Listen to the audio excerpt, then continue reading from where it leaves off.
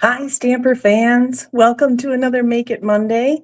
Thanks so much for joining me, whether you're catching me on Facebook or if you're watching the replay on YouTube. I'm so glad you're here.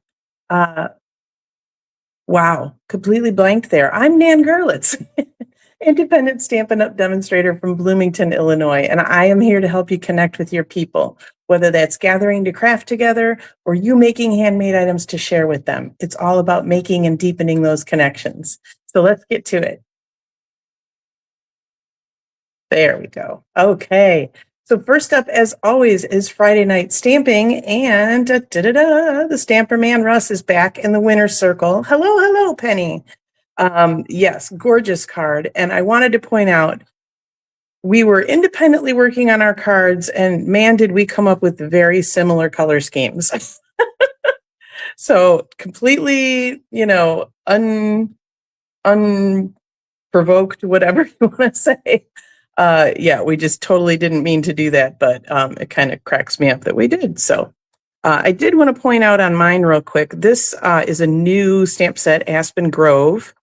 And I got this idea from this, I think this is the Winterly Trees designer paper. And I thought that was really cool how the background is kind of painted. So that's how I came up with that idea. So there you go. So congratulations to Russ. Doo-doo-doo-doo. He can lord that over me for the next week. Okay, so tonight is technique week here in the studio. Tonight we've got a technique that I've been wanting to do for a while. It is Stampin' Blends alcohol backgrounds. Woot woot. And this is the card that we are making tonight. How beautiful is that? I mean, I don't mean to toot my own horn, but there you go. So this is actually a technique I've wanted to do for a while, and it requires vellum. And just about the time that I was ready to okay, I've got everything I need, and Stampin' Up! Discontinued their vellum. So, but now it's back. So we have vellum again. So I thought, okay, we're going to do this week, and we're going to see. So, right? It's so pretty. Ooh, I have, another one to show you as well. And then there'll be a third one in the newsletter, but they kind of turn out a little differently each time because it's just kind of how Russ says he has an alcohol background. Oh, that's hilarious. But yeah, they turn out a little differently every time. It just kind of depends on how you work it and what the alcohol does to the inks. And very, very cool. So let's see. I am using just 2 colors tonight. You could use 3 or 4 colors. I probably wouldn't go more than that because they might get muddy, but feel free to just take some scrap vellum and experiment and see what happens. I did forget to grab my blends before I got started here, and luckily they're right behind me. So as is my Christmas tree. I don't know if you guys saw that. Thank you to the Stamper Man for giving me an extension cord so I had light. It is filled with little Harry Potter figures that came out of the Kinder eggs. So that is my studio tree, is all filled with little Harry Potter guys. So pretty fun. Okay, so we're going to get a tad messy tonight, not like super messy. So you just need a few things. The video I watched, actually, she did it on her Stampin' Pierce mat, which I thought was good because it does kind of keep the vellum in place a little better. So we'll do that. I have some other tips for some die cuts and stuff for you tonight. So it's an info heavy session tonight. You can use some washi tape or painter's tape or Post-it tape or anything like that, just to kind of, I suppose I could just do the corners, but anyway, just to kind of keep your vellum from curling too much while you're working with it. You can totally skip this step if you want.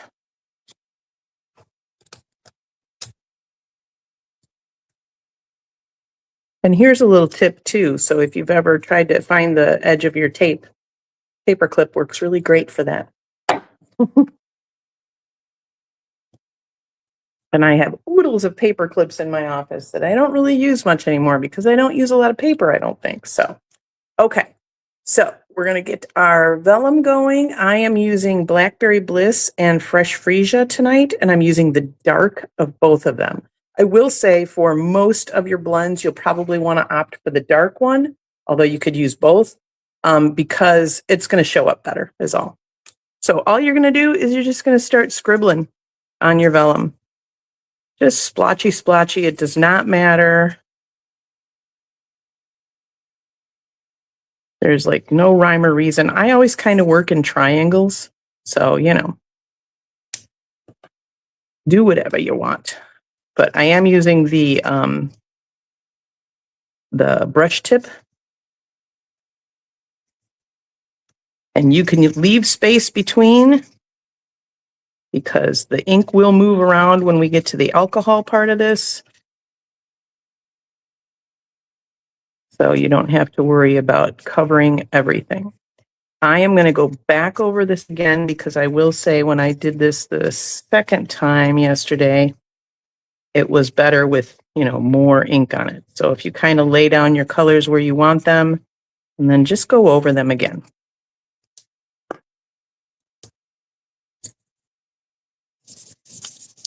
The reason this works so well on vellum is because it takes a bit for inks to dry on vellum, right? It's a slicker surface, so things move around a little easier. Like when you watercolor, you want the watercolor paper because that's what's really going to do the job. There's my, okay.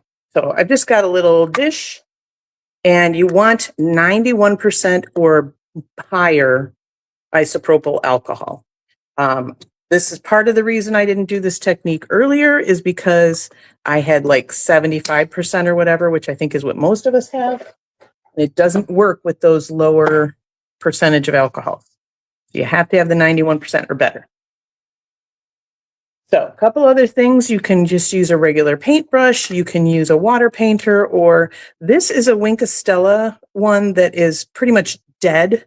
Like there's still some sparkly in there, but it doesn't really work for Wink of Stella. So I thought, well, since there's still some sparkly in there, I'll use this as my paintbrush and then I'll get some sparkly on here as well. So let's just turn this sideways so you can see everything. So I'm literally just going to get my brush into that alcohol and then just start dabbing it all over.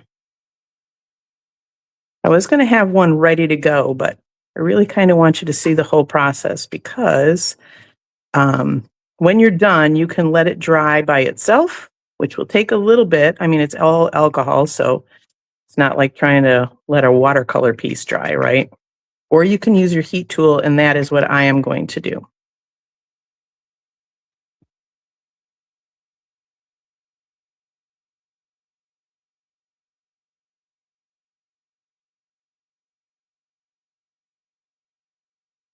There was something else I was going to tell you guys, and I cannot remember what it was. So talk amongst yourselves. Just kidding.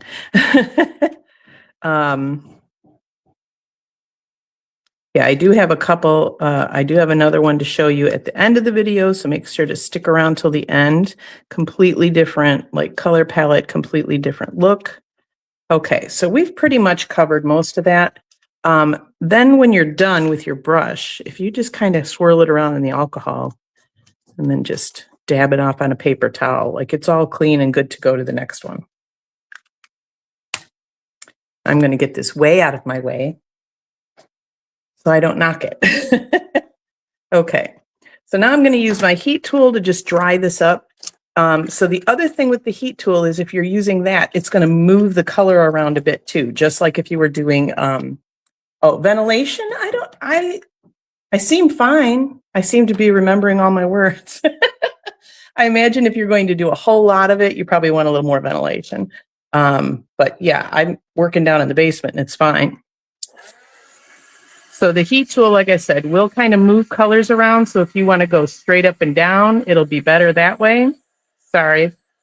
Or if you want to go sideways, you can kind of direct where you want the color to go. or you can just let them dry by themselves. Obviously, if you have some big puddles, it will take a moment more to dry those. If you get it on your Stampin' Pierce mat, makes no difference, absolutely fine. Plus, those are pretty inexpensive, so if you want to keep one just for this technique and other messy things, you can. Whoops. And there we go. So now we can take our tape off.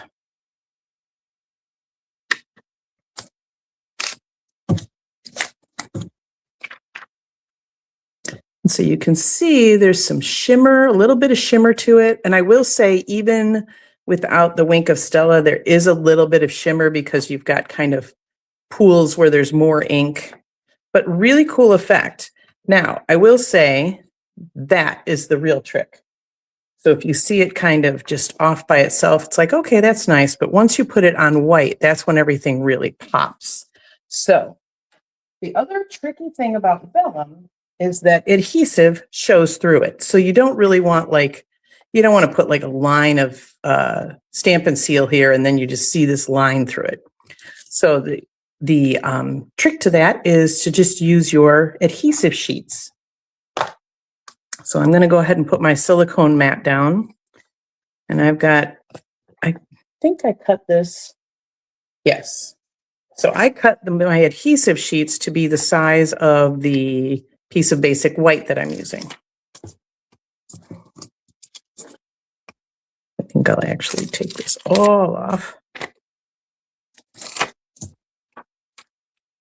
and lay it down. And yes, my fingers were oh so sticky yesterday.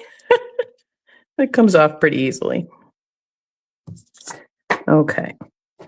Now make sure you've got your color side up. You'll be able to tell it's very dull on the back. So your color side up, and I am just going to center this. You do want to cut this a little bigger. Oh, well, now it's crooked, but that is fine because it's not like I made it straight, right? You want to cut this a little bigger because that way your tape lines, you can just cut those right off. Very cool effect, right? Love it. And grab my trimmer. So you can do either scissors or trimmer.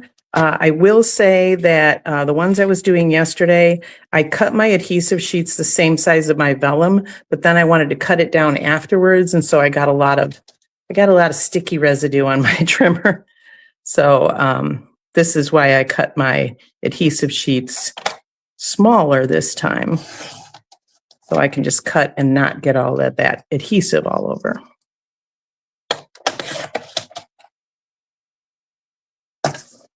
So we will just trim that right up. Whoops, kept doing that yesterday.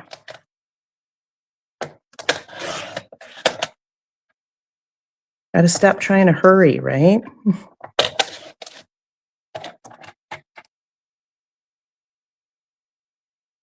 Okay.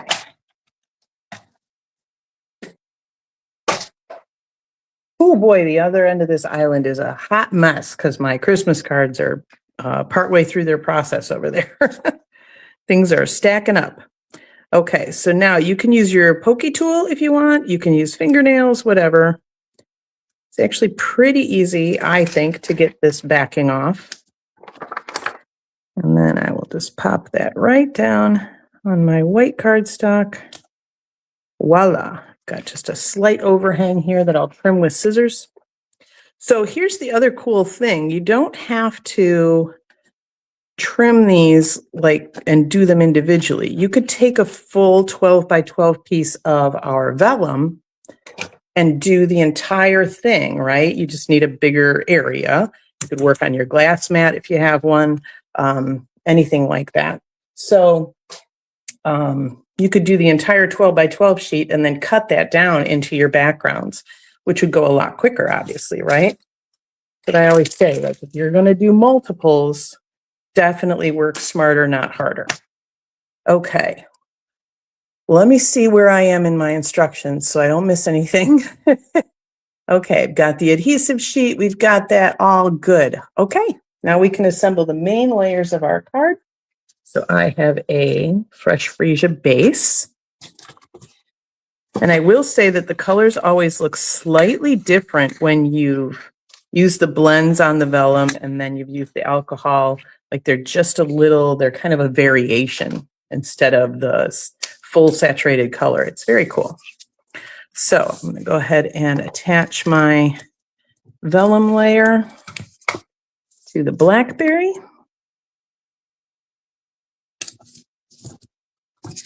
And then we'll attach that to the card front. Oops. All right. So here's a teachable moment. If any of you have had this happen, see how that guy, he's not supposed to be coming up like that. So if you take your refill out and then just turn the wheel, the big wheel, you'll see that that keeps going down. Just keep turning that until it is all the way down there. Now we can put it back together and it'll just go ahead and work again.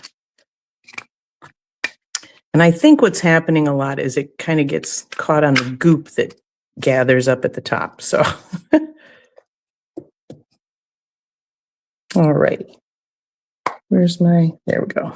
A little topper. Okay. So we'll add that to our fresh freesia base. Okay. See, now even just those two, very different look. Just kind of depends on how you scribble and how much alcohol you use, really. So very cool. Love it. No two are alike. Okay, so now on to our die cutting. And the die cutting this time is using the new Words of Beauty bundle. So I am going to use the It's Your Birthday stamp, but that's the only stamp I'm going to use. I'm going to use this all 3 layers of the Just Because. Absolutely love it when they do these layered word stamps. They're so cool. It's just such a pop. So let me give you a tip here that I tried out yesterday and it worked. So very excited about that. So there's kind of 3 layers to this. So I'm going to take the most detailed ones, right? And I've got a piece of basic white, and I have backed that with adhesive sheets to make this easier so I don't have to like dab glue on the back of these letters.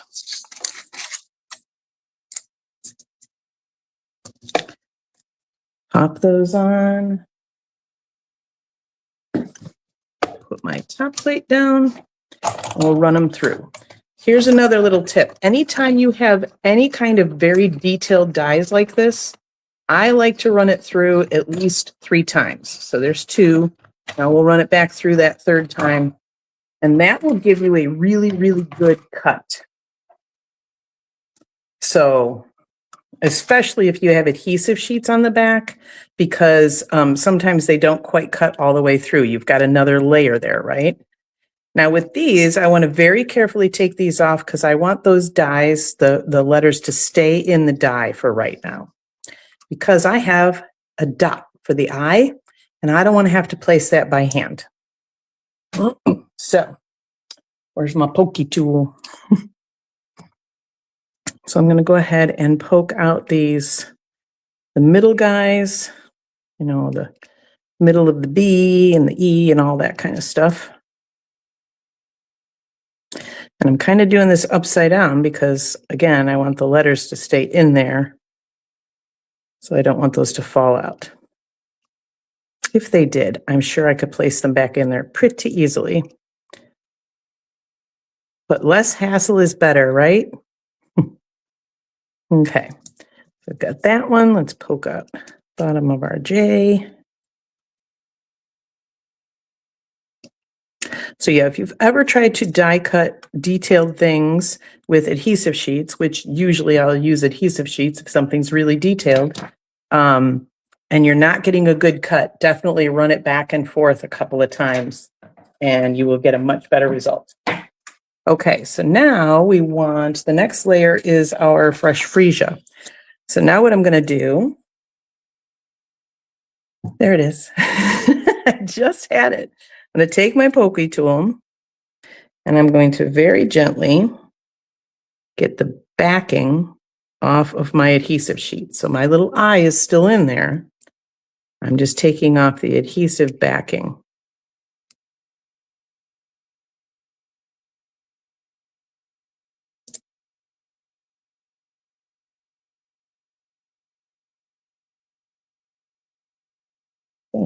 Yeah. That split right there. Okay, so now we've got all sticky all the way across. So now we'll turn this over and I will just push it onto my fresh freesia. Because that way it'll all stay in place when I die cut the next layer. All right. Same with the because.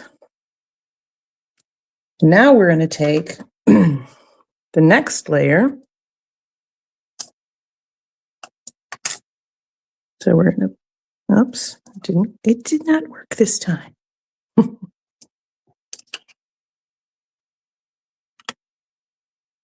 Oh, come on. Or did I poke through? I think I poked through. Yeah, you have to do the little release holes. There we go. Oops. This was much easier yesterday, so it's a little fiddly. But to me, it is worth it. It's like I said, I don't want to be lining up all these letters on the next layer. Okay? So, we'll work our little release holes.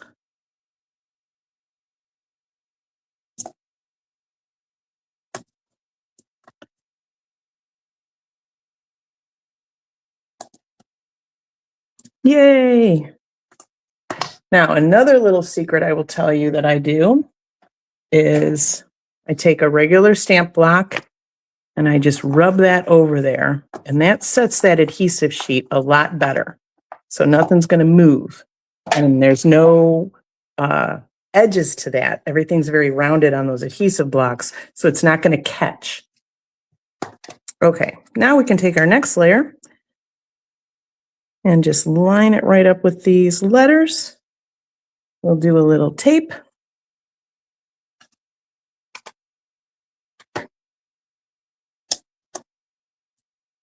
It's nice because you've got kind of an edge, so you can just feel when it's in place. All righty.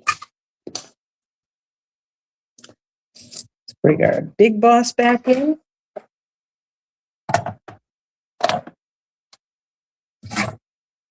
And for this one, there's not as much detail. It's really just the outline of everything. So I'm just going to run it through once, and it should be fine. I don't have an adhesive sheet backing this at all.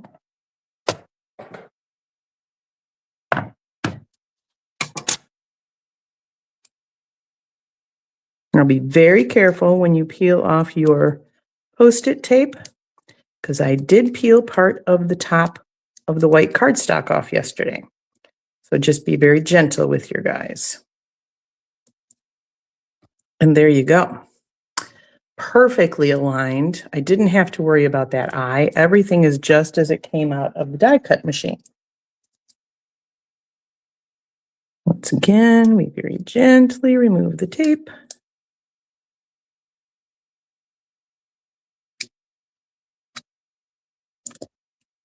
And I believe yesterday where I really went wrong was when I did the next layer, because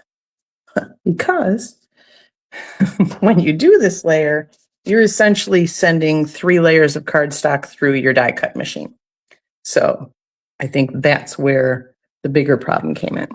So with this one, I'm just going to use my liquid glue. I didn't feel like we needed to use adhesive sheets because there's not a lot of little holes. There's just a few. So there was plenty of room, I felt, to use adhesive. And if you're doing that, you can always throw one of your blocks on there to let that set while you do your other word. Again, that way you're not going to knock it off. It's not going to catch an edge or anything like that, right? And the weight will help get that glue really seated on there. Oh my goodness. I'm just a little clumsy tonight. Okay. So now we're going to do that same concept with the biggest layer.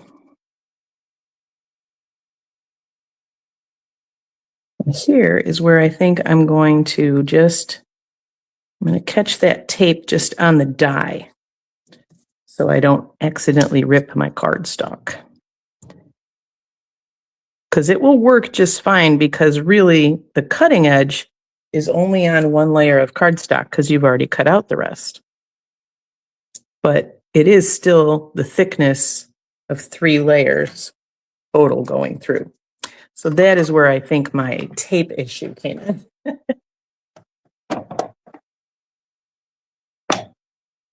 And this is why it's good just to play around and see what works, right?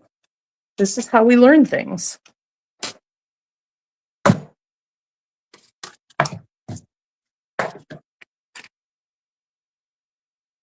Perfect. Love it. So very, very easy to do. All right, let's get all this out of the way. Let me see where I am in my directions.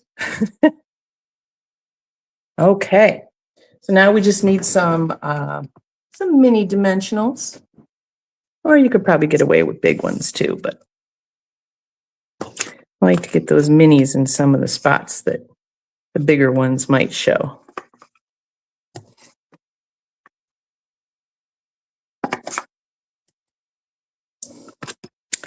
So I was going to tell you at the end of the video, but we'll just sneak it in now. There are a couple of classes, virtual classes, that Stampin' Up! Has been putting out there. Hang on just a second. Yes! Right, Penny? It's so much easier this way, I think. And I don't remember if I saw somebody do it or if it was my brilliant idea. I don't want to take credit if it wasn't. But yeah, it's just so much easier. And like I said, if you have the little I's or if you have a bunch of like centers of O's or something, it's so much easier to do it this way. So yes, so virtual classes. Stampin' Up! Put out one, I don't know, a couple months ago, and then another one this month.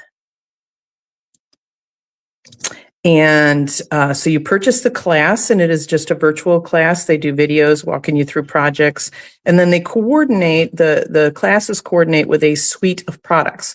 So if you buy the suite of products, you can make the projects that they're doing along with them or after you watch the video. So I know at least one of them is on the last chance list. So you can still purchase that and you'll still have access to that even if it goes out of stock, so to speak. So if you've been looking at those and kind of wondering, definitely hop on there and get that. So the other cool thing that is coming up, well, it's actually available now. There it is the virtual card making retreat kit. I'm like, how did they say it? So if you remember last, it was May or June, they did Stampin' Up! Held a virtual scrapbooking retreat. And so basically you bought the retreat kit for that, and then you automatically get an invite to a private Facebook group where the virtual retreat is actually taking place. So you don't have to buy the retreat on top of the kit. You just buy the kit and then you have access. And so they are now doing a card making one. So scrapbooking was not your jam, you're more of a card maker, which is definitely me. Then you can purchase the virtual card making retreat kit. And then you will get the invite to the Facebook group. Now, the virtual event is taking place in January, but even if you're not able to attend live, I think it's a 2-day event. Even if you're not able to attend live, you can rewatch the replays as much as you want and, stop them and fast forward and all the stuff and make all your pretty cards. And then you'll have product left over, I'm sure they're always very good about that, so that you can learn some new techniques and things like that. And very fun time. I always love, I always learn a lot, like when I go to demonstrator events, so I'm sure these virtual retreats are fabulous as well. All right, one more die cut we have to do.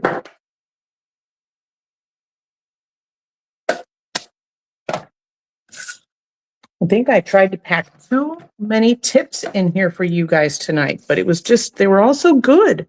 It was funny because last week, you know, I think I went about 20 minutes for the entire video, and this week we're running a little longer than that. This is more like what I usually do.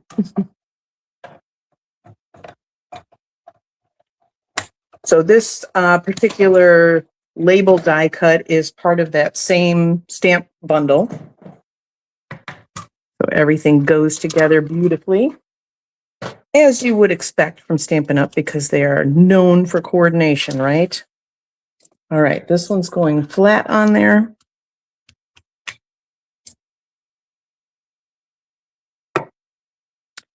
And I'm just going to overlap that a little, or so it pops out onto the blackberry layer.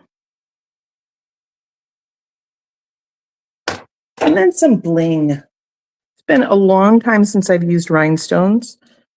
Russ is usually more of the rhinestone guy. He's the rhinestone cowboy. But it just seemed like this card needed rhinestones. And there we go. I'm like, I hate to, like I say, like pat myself on the back, but gorgeous.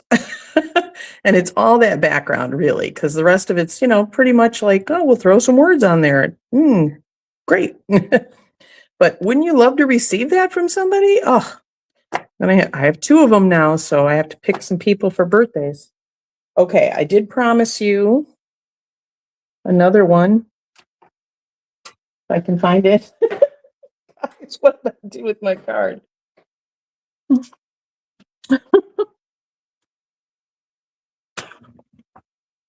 Did it fall on the floor? All right, seriously.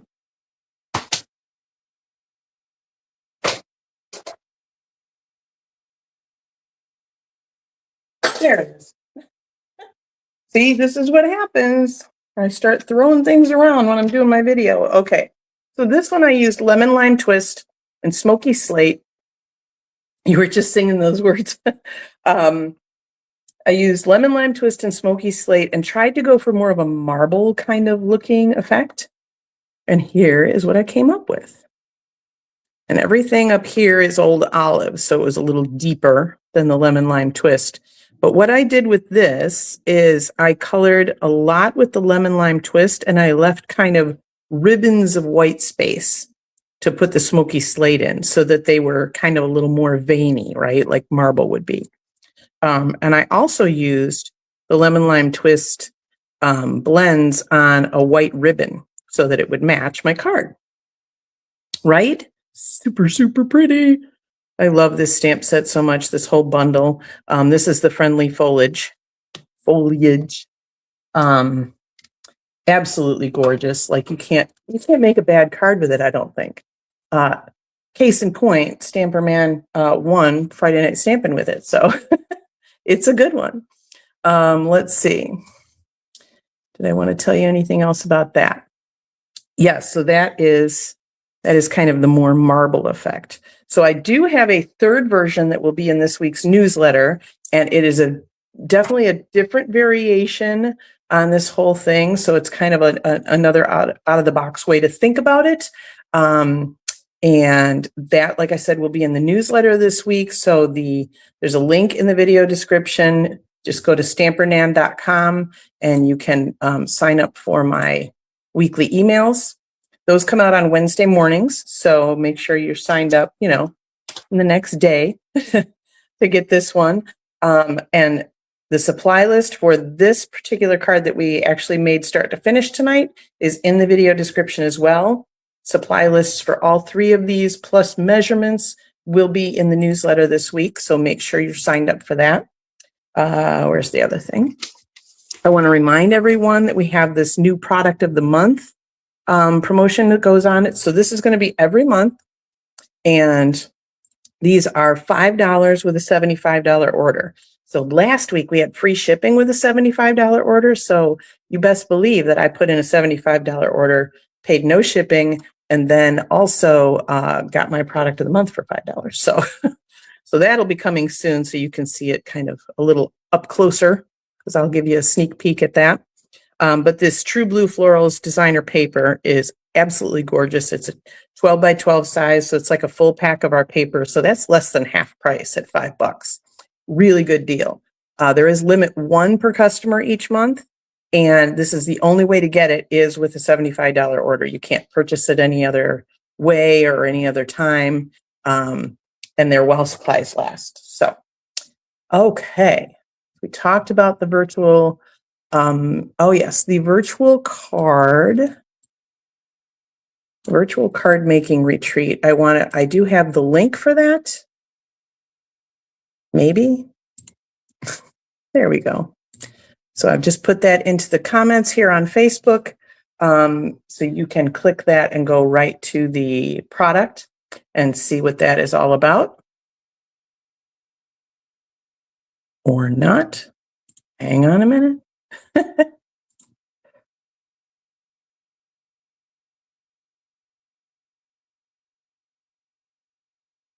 Come on. There we go.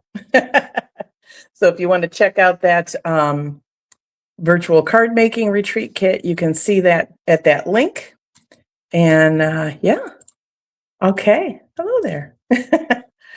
I think that's about all I have for you tonight. This is your reminder that if you got some good tips, which I know some of you did, if you got some good inspiration, or, you know, if you just love to share my sparkling personality, go ahead and tag your peeps in the comments or share the video so that they can learn a thing or two as well. Let's see. Next week is the 22nd. Sure. Let's do one more live before Christmas. All right. Till next week, I'm still Nan Gerlitz. Happy stamping.